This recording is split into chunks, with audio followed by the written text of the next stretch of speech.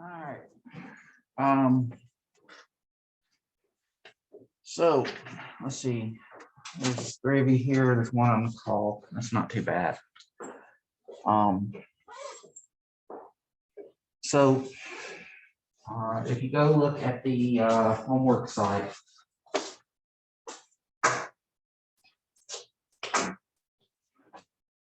you'll see that there's a new homework up on circuits. It's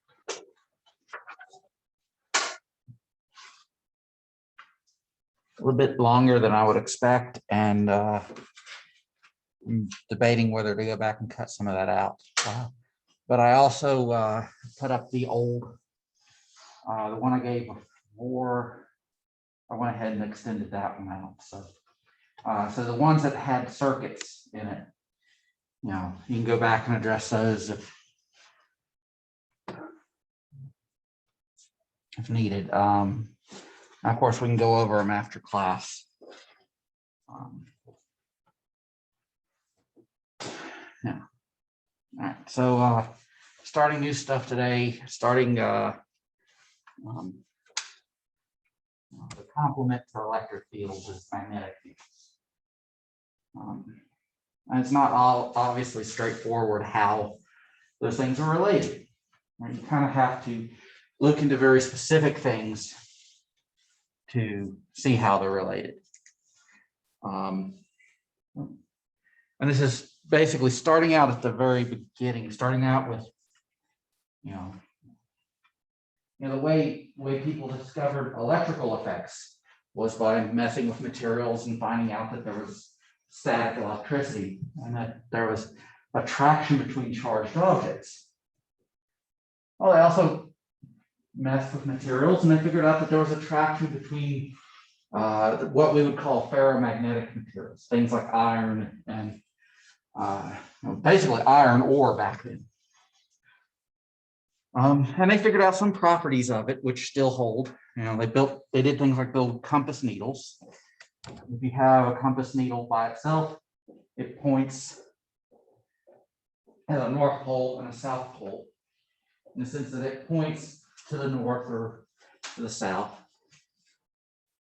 And if you have two things that show magnetic behavior, all right, if you take a magnet and you pick up something that's unmagnetized, then it just attracts. Right? Magnets attract iron and nickel and cobalt, things like that.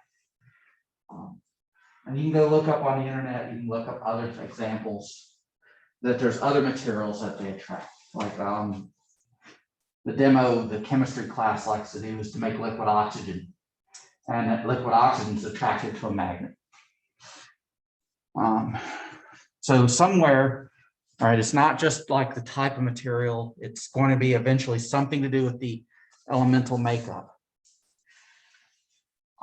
But if you have two magnets, you can identify a north pole and a south pole, and the like poles repel and the unlike poles attract, which sounds a lot like charges. Like charges repel and unlike charges attract.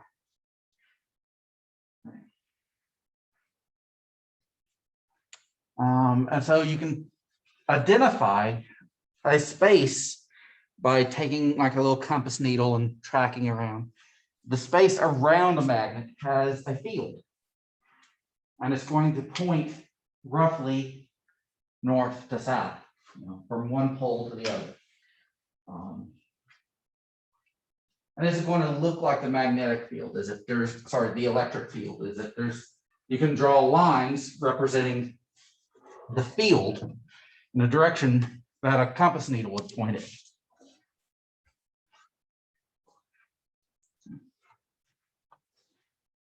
And you can sketch it out with, you can use like iron filings to show the pattern of magnetic field lines around, around a particular magnet. Now, the compass points north, and it points to, points along field lines from north to south. And so what we realize is that the Earth is effectively a great big bar magnet. Going on underneath is a bunch of other stuff. But effectively, it has a magnetic field as if it was a big bar magnet. And the south pole of the magnet is at the North Pole, roughly. Not quite. Is that the magnetic poles are slightly off from the geographic poles.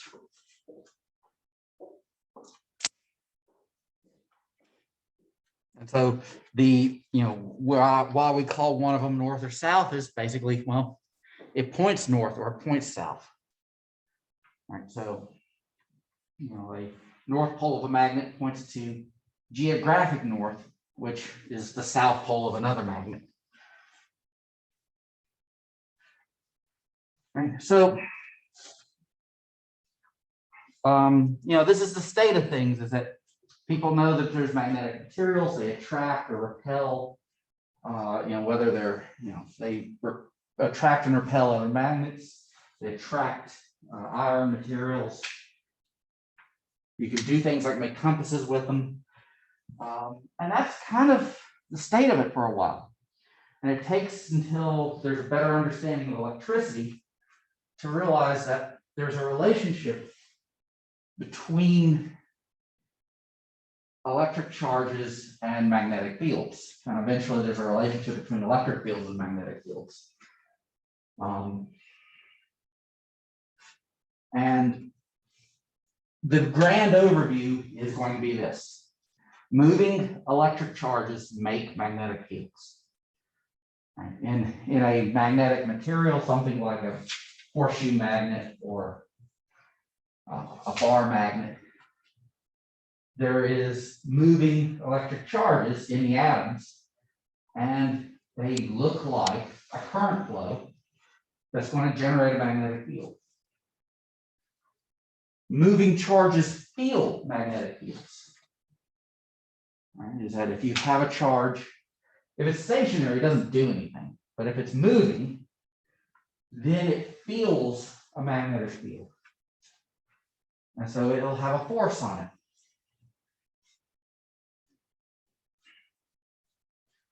And then the third bit is going to be that magnetic fields can cause moving charges. They can take a charge that wouldn't otherwise be moving and cause it to move in some way.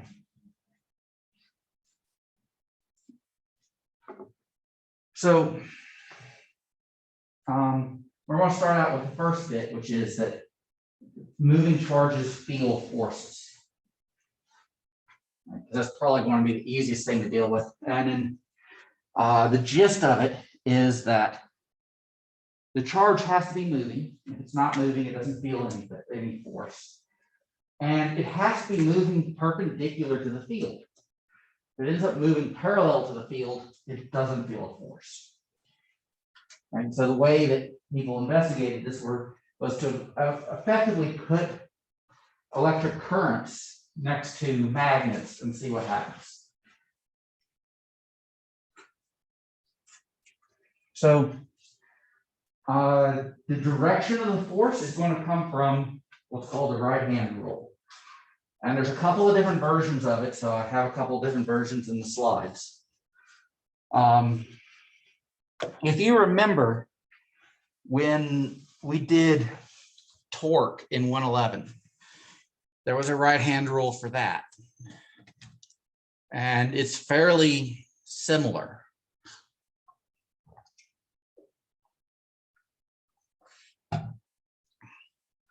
In this case, in the torque case, we stated that you indicate one direct, like the radius with one finger, like with your thumb, and your direction of the force with your fingers, and then the torque is out of the palm of your hand, let's say.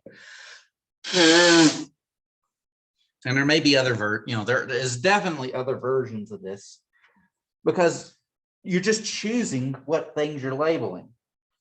So there's no reason why you couldn't choose some other set. It's the orientation of things that matters. So for right-hand rule number 1, and So right-hand rule number 1 is for a charge feeling a force in a magnetic field.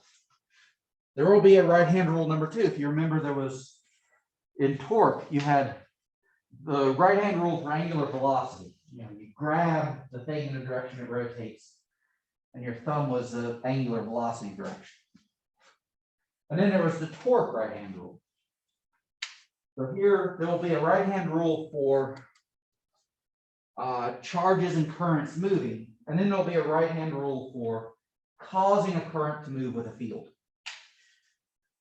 So here, this example uses the thumb as the velocity. You point your thumb in the direction the charge moves, and your fingers represent the field, the magnetic field. So it lays along the direction of the magnetic field. And remember to use your right hand. Then positive charges will feel a force as if you were pushing with your hand, so out of the palm of your hand.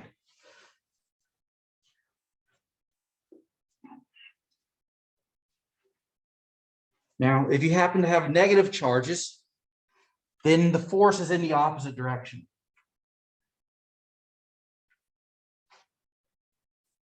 So there is a second sort of right-hand rule, which is actually the way I learned it instead of what we present in text. I think this is in your textbook. So an alternate way of stating it, you point in the direction of the velocity with one finger, and your other finger wraps toward the magnetic field, and then the thumb sticks up as the force. And that has the same orientation as the first one, but you're using different labeling. So the idea is to pick one consistent labeling in your notes, stick with it. And you just want to be careful. As you're doing this, don't break your wrist. Move your paper around as you need to. Try to make things as orientable as possible. Don't make the mistake of holding your calculator in your right hand or your pencil in your right hand and doing a left-hand rule. It doesn't work. And then again, for negative charges, the direction of the force reverses. And if you remember from 111 and maybe earlier this semester, I don't remember, we indicate into and out of the page with arrows. Right? We imagine they're actual arrows. So out of the page means the point of the arrow is coming at you, and you see a dot or the tip of the arrow. Going into the page means you see the fletching on the back of the arrow, and so you see an X pattern.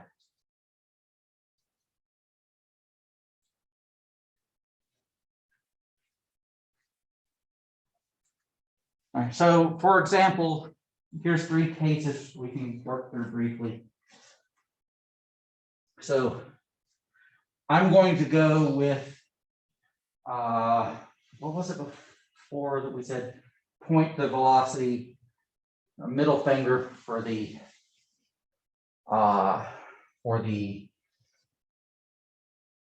field, and then your thumb for the force. So we're trying to deduce what's missing out of these, right? First case, we know the force and we know the magnetic field.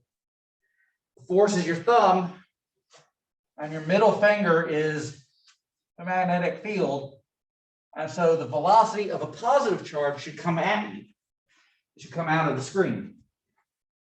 However, we're told it's a negative charge, so it goes into the screen.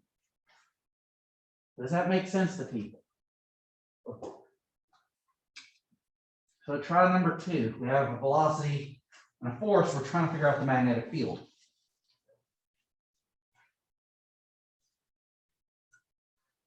Okay. So for the velocity, you point into the screen, and then your thumb is going to be the force, which is to the right. And so the magnetic field is going to be up. You would curl your fingers up into the field. And there's a positive charge, so nothing changes. So that's your thumb go the direction of the charge? The thumb is the direction of the force. I thought the palm was your direction. Oh, that's the other version. Okay, so for that version, Your thumb is the direction of the velocity, which is into the Yeah. screen. Then your palm is the direction of the force. So your fingers would have to stick Oh, up. I got you. Okay, Yeah. that makes sense. I thought that was the magnetic field, not the force was already on there. All right, so for the third one, you have a force and you have a field. You're trying to deduce the velocity again. We'll do, like you said, the palm is the force and your fingers are the field and your thumb is the velocity. So the force is upwards. I'm trying to lift upwards. And your fingers are the field, which are going to the left. Your thumb would be the velocity of a positive charge, which is into the page. And then it's a negative charge. So it flips over. So this is the important bit, is the things you're given, though they're in the direction they're in. All right, we're given, in these problems, 2 of the 3 things. You flip the thing you don't know for the negative charge, and you leave it alone for the positive charge.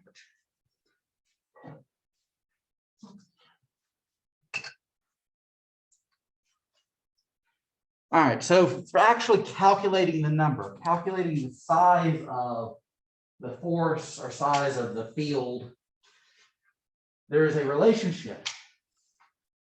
And here we're going to give, as if we were calculating the field, the electric field from the electric force. All right, the electric field E was force F over the charge Q. So here we're going to calculate the magnetic field. And that's going to be the force divided by charge. It's the force per unit charge. But we now have this velocity term tacked on. And there's 2 bits to it. One is there has to be a velocity, it has to be moving. And the second is there has to be a perpendicular component, which means that there has to be a sine theta component. So we have this extra b sine theta. And so we have some units for that. The units in the thing that is on the right is force in newtons divided by charge in coulombs divided by velocity in meters per second. And so you get this weird thing, and that's what we call a Tesla. And now we call cars that. So that's fine. And then we have a very, very common smaller unit.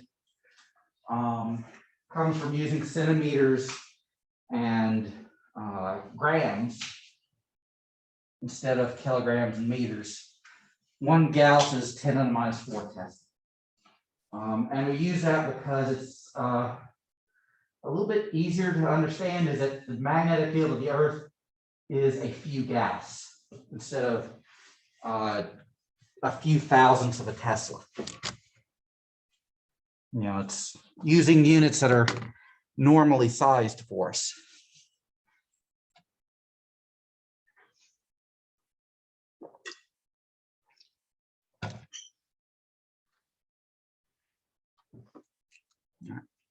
So that sine of theta term. All right. So you'll also see it in this form, is that the force, the magnetic force, which is different from the electric force. The magnetic force is going to be the charge times the velocity times the field times sine theta. But this theta is the angle between the velocity and the magnetic field. And so here's a magnetic field drawn from left to right. We can put some charges in and give them some test velocities. All right, if it's going perpendicular, then sine of 90 is 1. You have the maximum force here. If it goes at an angle, let's say 45 degrees, sine of 45 is about 0.7. So you get something a little smaller. As long as there's a perpendicular component, you have some sort of force. When it's parallel to the field, then you have sine of 0, or sine of pi is going to be 0. And so your force is going to be 0.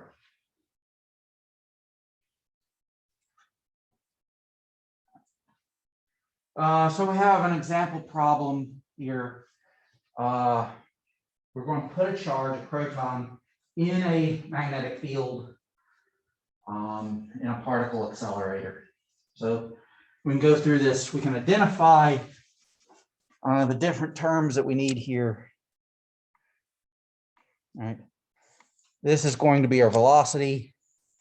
This is going to be our magnetic field. We have an angle theta. We have that it's a proton, so we know Q. Right, so we know Q, V, B, and theta. We can calculate the force on the proton. And then we're asked about the acceleration, that is doing F equals ma. And then we can ask, well, what does it look like if it's an electron?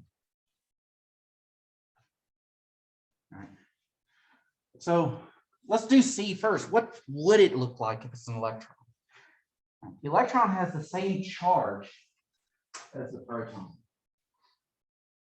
So the size of the force wouldn't change because the only thing that matters is the charge size and the velocity and the angle. The direction of the force would change because it's an electron. It changes sign of the charge. It goes positive to negative. So the force would be in the opposite direction. And in the acceleration, well, the electron is much, much, much less massive. So the acceleration would be much higher.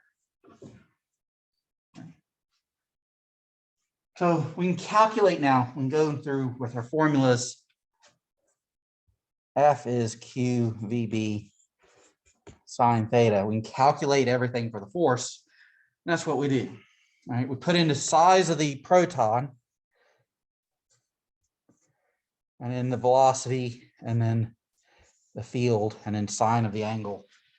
And we get a very small force.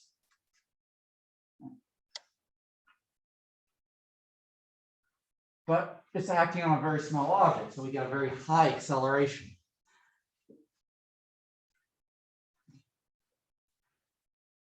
And if we calculate the acceleration for an electron, you get an even higher acceleration, but you get the same force. All right. Let me pause there. Do y'all have any questions so far? Makes sense. All right. So a lot of times what we're going to end up doing is mixing electric and magnetic field stuff, in the sense that you're going to have a charge and it feels some arbitrary force that you get to design in some way. You know, you have something going on that you're trying to do, and you will have a magnetic force and an electric force. So here's an example. This is ways of sorting out particles.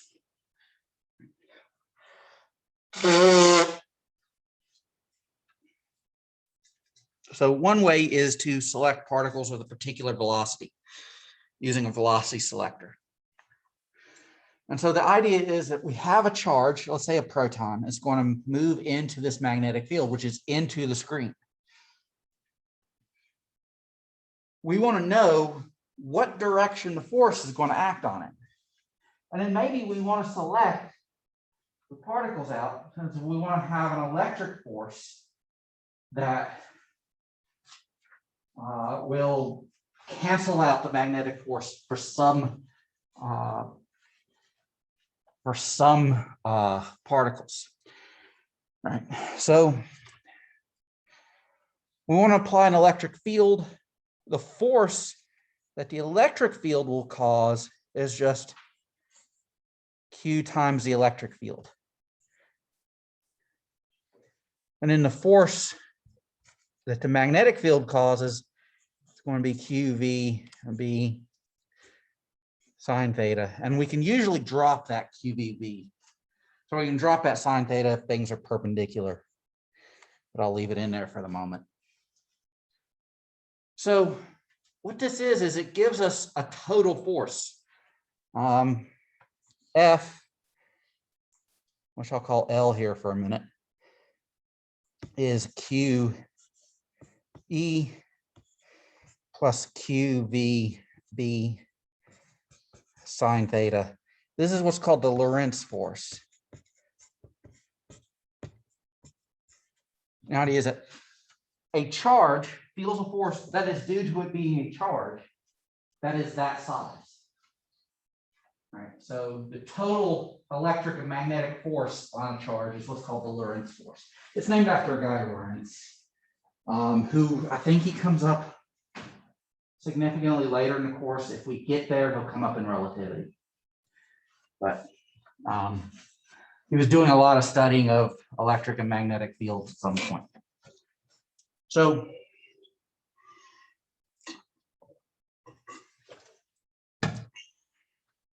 in terms of the size of the force, what we want is for the magnitudes of the force of the electric force to be equal to the magnitudes of the magnetic force, because we want them to cancel out. If they're different sizes, they can't cancel out. So what we end up with is QE is QVB, or the electric field has to be V times the magnetic field.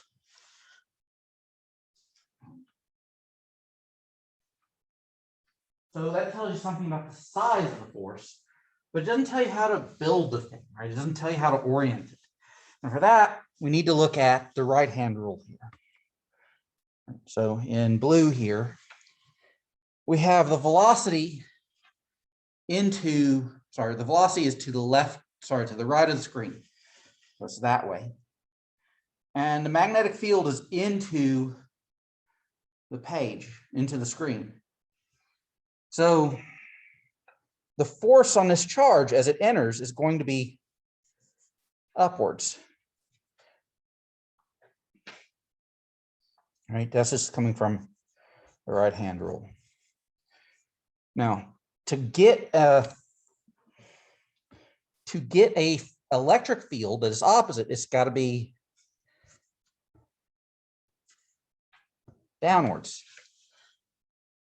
So we want something that has a uniform field downwards.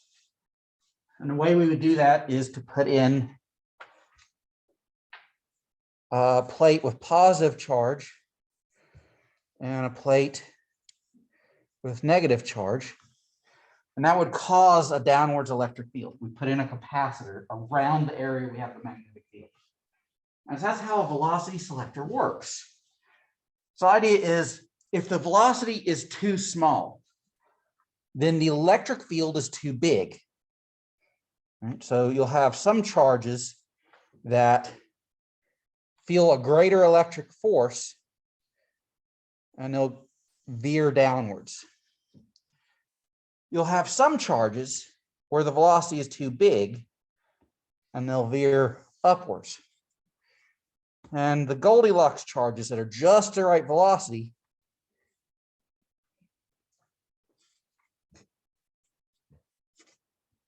will go straight through. They don't feel any force. They don't feel any net force.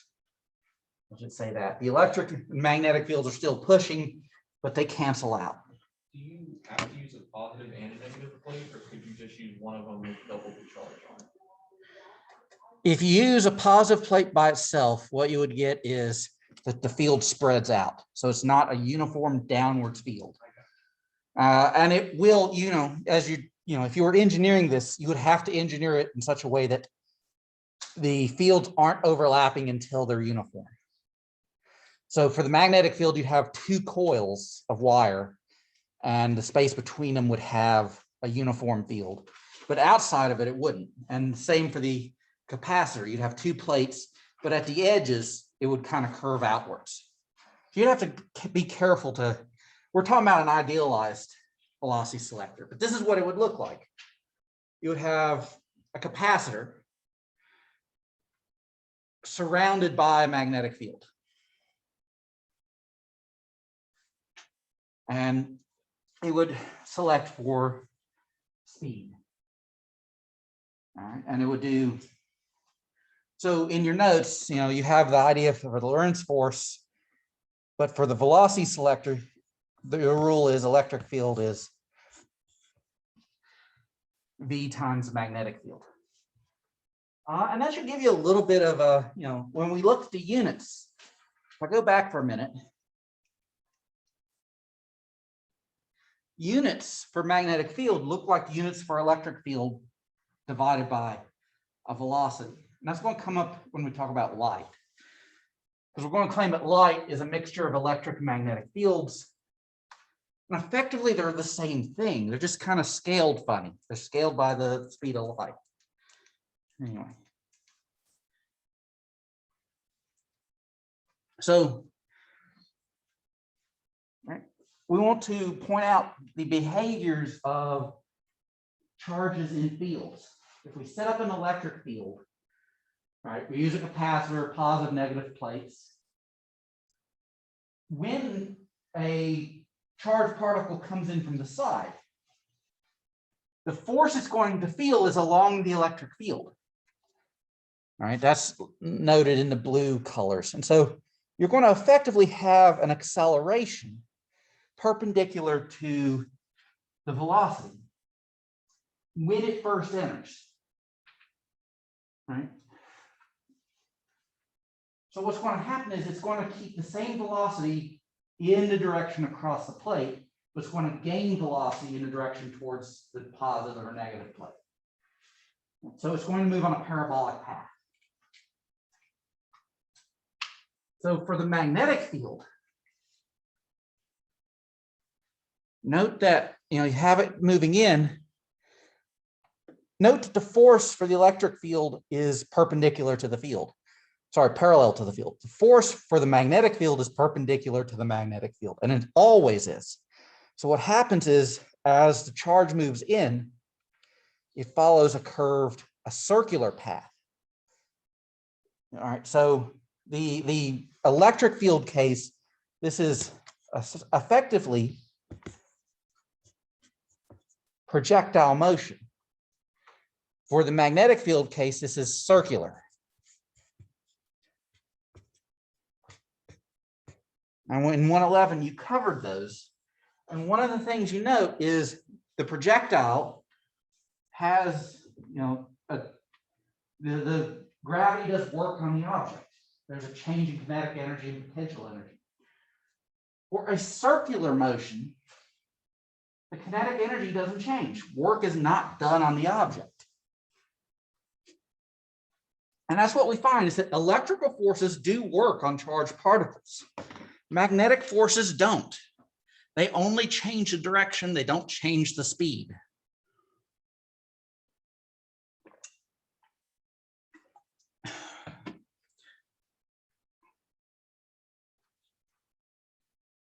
And we want to be careful to lay out, if we have a charged particle moving in a magnetic field, it's expected to move in a circle. And you can see what happens. You have a velocity tangent to the circle, and you have a force inwards into the circle, and it's always into the circle at any other particular point.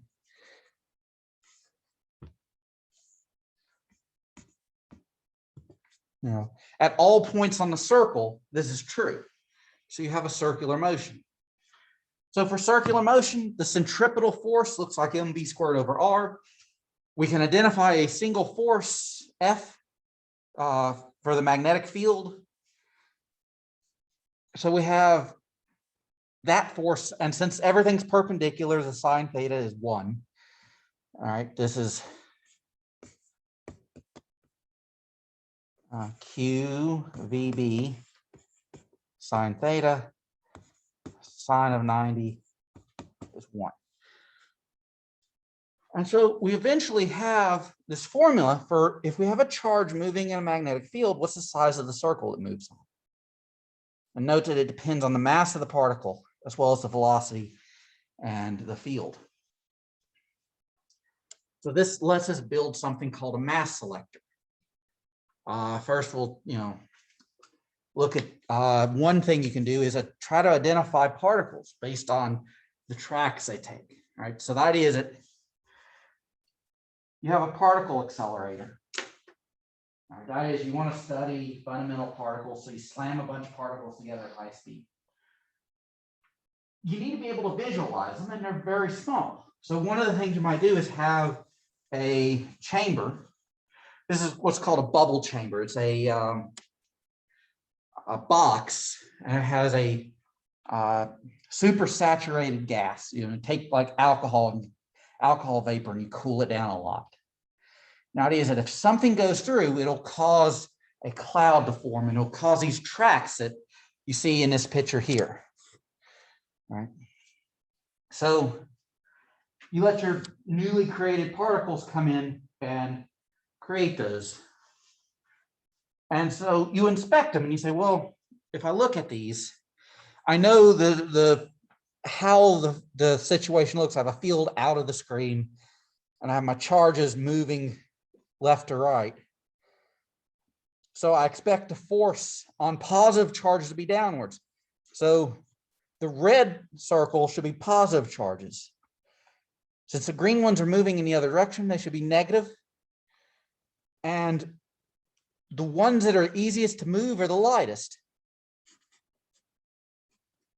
So the one that just barely curves, that one's heavy, and the other ones are lighter. So you can deduce, or alternatively, if they're all the same particles, you can deduce that the one that curves the least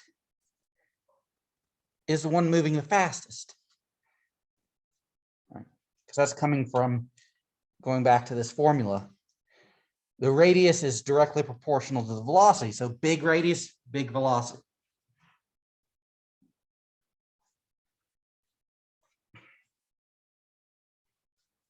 All right, so we're getting to the mass selector, what's called the mass spectrometer, which obviously comes up in other sciences. How the thing works is you have some charged particles. All right, say you want to deduce something, you know, you want to isolate a particular object, or maybe several particular objects, and you want to separate them by mass, and so that you can figure out what they are. So you create these charged particles and you pass them through a potential difference so that they travel vertically, in this case, from the source into a region with some magnetic field. So they all have the same velocity since they all have the same charge. And so they all felt the same potential difference. They all got the same change in energy, so they all got the same velocity. So when they enter the magnetic field, they all have the same velocity, but they have different masses. And so they will take slightly different paths depending on the mass. In this case, we're selecting for something with a smaller mass since it has a smaller radius.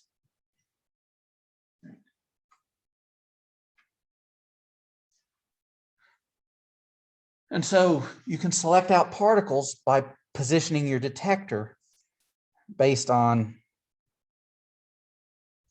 this equation here.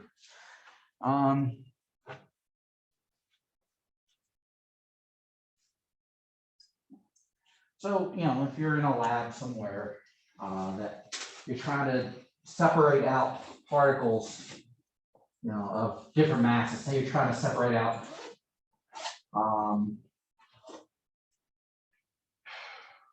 I don't know, trying to separate out different chemical compounds. You would try to ionize them and try to pass them through this, and they would spread out. And then you identify, well, which ones are of this mass, which ones are this mass. And if you know roughly what you have, then you can identify the specific compounds. The obvious canonical example of this is World War II. So building the nuclear bomb meant we needed to separate out a ton of uranium. Right?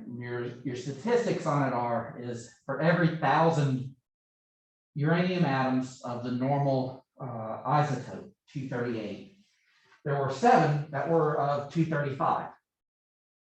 All right, so what that meant is that 7 of them had 3 fewer particles, 3 fewer neutrons, which changed the mass a very small amount, something like 1.5% or less. And you were trying to pick out 0.7%. All right, he was trying to take a very small amount that had a very small difference. And so there's a couple of different ways you can go about that. Modern way is to put it all in big centrifuges and spin it around, and the heavy stuff falls out, just like you'd use a centrifuge in the lab, but use a giant industrial centrifuge, which has been a whole lot of espionage now, trying to destroy other countries' centrifuges by just making them spin funny. That's another story. The way at least one facility tried that for the Americans. Another one tried this. They built gigantic coils to carry current, to cause a magnetic field, and then they shot uranium ions through it, and they separated out. And the gist of it is that you could just, whatever process you use to refine it, you could just repeat it over and over and over again. So that's what they did. They built massive numbers of these coils to make magnetic fields like this, and to basically do mass spectrometry on the ions. They separated them out. The interesting bit is that they didn't have a whole lot of metal available to make the wire. I.e., that copper was used in bullets for jacketing, and it was used in other things. And in iron and steel are both not great conductors and also used in the war. So we're looking for something that can carry a lot of current with very low resistance.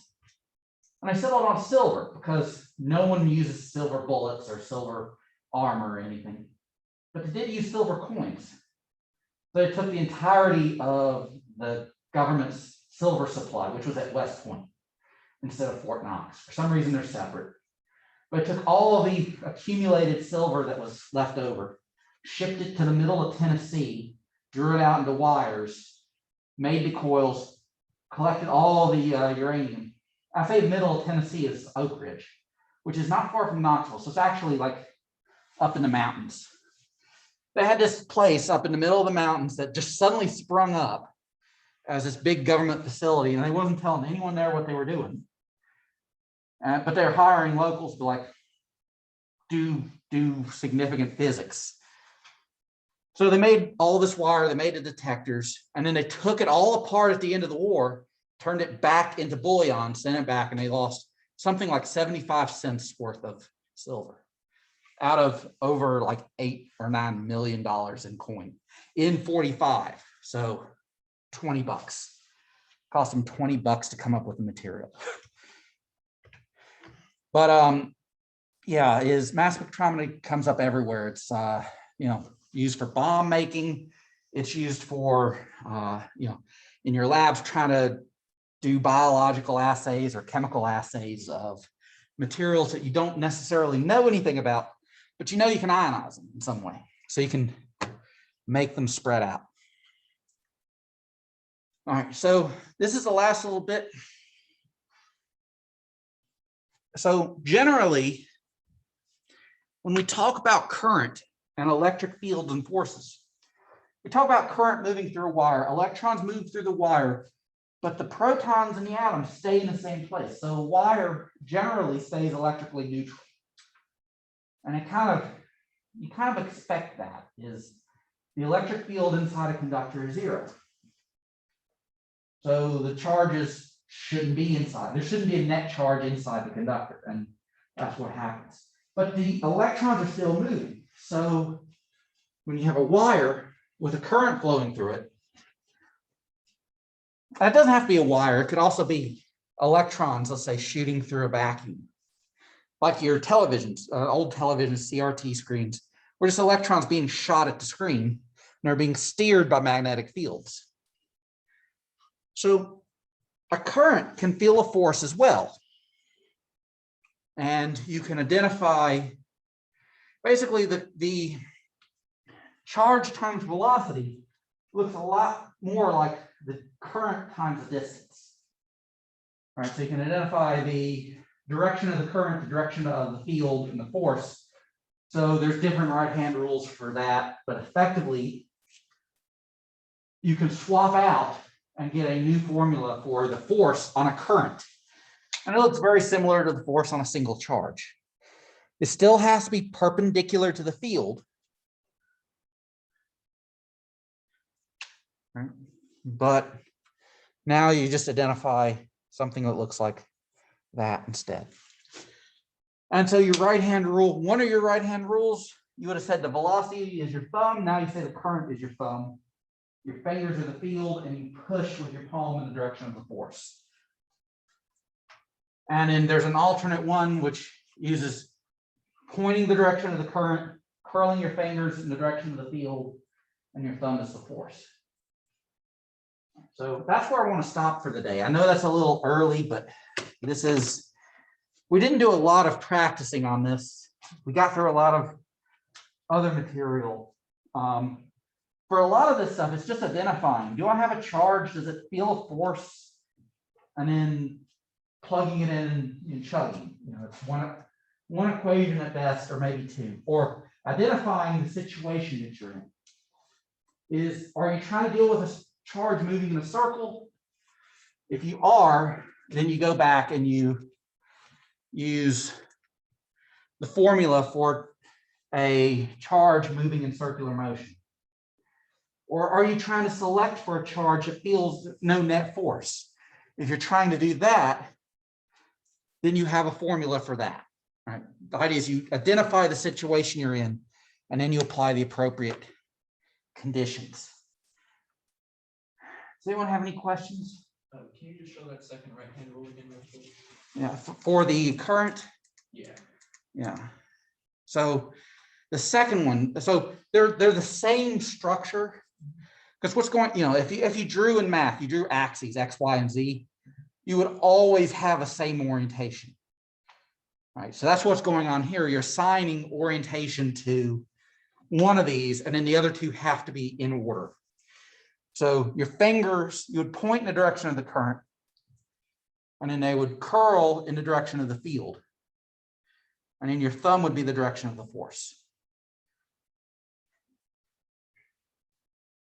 So that's what will be in the Sapling Learning textbook. You'll see some others, you know, that is the first version, like these slides is. But the idea is that as long as you keep the order of first finger, second finger, thumb, and velocity, field, force, as long as you keep those orders, doesn't matter how you start it. You can say your second finger is the velocity, and then your thumb has to be the field, and your first finger has to be the force. As long as they keep the same orientation. And all it is when we draw axes, sorry for the computer, actually I can do that here. When we draw axes, so we draw the perspective axes like this, and then we have to label them. You would label this X, Y, and Z. But you could also do X, Y, and Z. And you could also do, let's see, X, Y, Z. And all of those, see, those three are rotatable, is that you can rotate one into any other. So you can rotate any right-hand rule into any other right-hand rule, and it works. Now, you could also arrange these in a slightly different way, which is what would be left-hand rules. And early on in physics and math, we went with right-hand rules because most people are right-handed. Oddly, in physics in Japan, they did left-hand for a while. I think they did more stuff they were working on was electrons feeling forces. It makes more sense to do a left-hand rule. But ultimately, physics and math like right-hand rules because people are right-handed in general. I think people make them want to do left-hand rule so they can right-hand do the rule at the same time. That's what I do. I'm a lefty, so I get to do it. I think a lot of the big physicists and mathematicians didn't do a whole lot of writing or doing anything. They did a lot of thinking. Like it's recent that there was much more than just there was writing papers instead of writing letters to friends, and just like what's you learn Hooke's law in 111, right? The force of a spring is proportional to how much it stretches. That was reported in a cryptogram. Someone took Latin phrase for what I just said, and then mixed all the letters up so that you had to decode it and translate it. These people were not exactly open to publishing their findings. They were trying to, I don't know, get famous, not have their work stolen, sniffing too much mercury. The guy that Hooke was famous for being a survivor of kidney stone surgery. That was a time when most people got kidney stones, basically just died. Okay, get an infection. And if you had surgery, you got an infection. So his contemporaries were people like Isaac Newton, who went mad from mercury poisoning. We're pretty certain he did, but at least I'm pretty certain he did. But he also was kind of sickly and an angry person. And then there's a lot of people tried to do science, and then actually surviving it was another issue. Do y'all have any other questions? All right, y'all can go.